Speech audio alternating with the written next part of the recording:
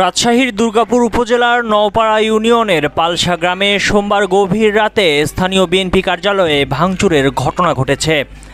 স্থানীয়রা জানান, সন্ধ্যায় ব্যারিস্টার রেজাউল করিমের উদ্যোগে পালসা উচ্চ বিদ্যালয় মাঠে বিএনপি চেয়ারপারসন বেগম খালেদা জিয়ার সুস্থতা কামনায় দোয়া ও আলোচনা সভা অনুষ্ঠিত হয়। প্রায় 2000 মানুষ অংশগ্রহণ করেন এবং অনুষ্ঠান শান্তিপূর্ণভাবে শেষ হয়। অনুষ্ঠান শেষ হওয়ার কয়েক ঘন্টা পরে পালসা প্রাথমিক বিদ্যালয়ে সংলগ্ন বিএনপি কার্যালয়ে ঢুকে ভাঙচুর চালায় দুর্বৃত্তরা। তারা অফিসে রাখা বিএনপির প্রতিষ্ঠাতা শহীদ জিয়াউর রহমান, চেয়ারপারসন বেগম খালেদা জিয়া ও ভারপ্রাপ্ত চেয়ারম্যান তারেক রহমানের ছবি ভাঙচুর করে এবং অফিসের আসবাব ও চেয়ার ভেঙে ফেলে।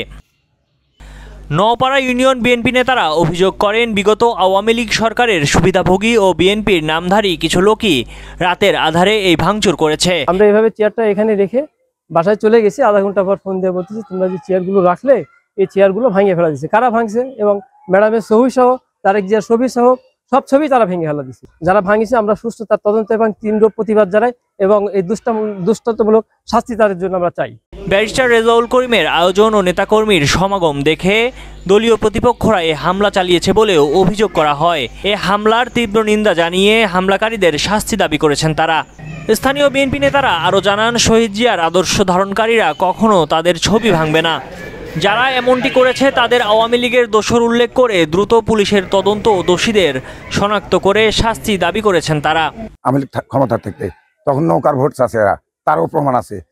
এই জন্য দুইটা বিভক্ত। কিন্তু এখানে আমরা ওদেরকে এরা ডাকে, কালকে যে একটা অনুষ্ঠান আছে ওরা কেমনি দাওয়াত দিছে, রাত্রে কখন কাগজ টাগজ ছিঁড়ে ওই ম্যাডামের ছবি, আমাদের জিয়াউর রহমানের ছবি, তারেক রহমানের ছবি, নাদিম ভাইয়ের ছবি সব ভাঙ্গিয়া চুরে রাত্রে পুলিশ লিখছে। দুর্গাপুর থানার ওসি আতিকুল ইসলাম বলেন, এ ঘটনায় লিখিতভাবে থানায় কেউ অভিযোগ করেনি, তবে অভিযোগ পেলে তদন্ত করে আইনগত ব্যবস্থা নেওয়া হবে।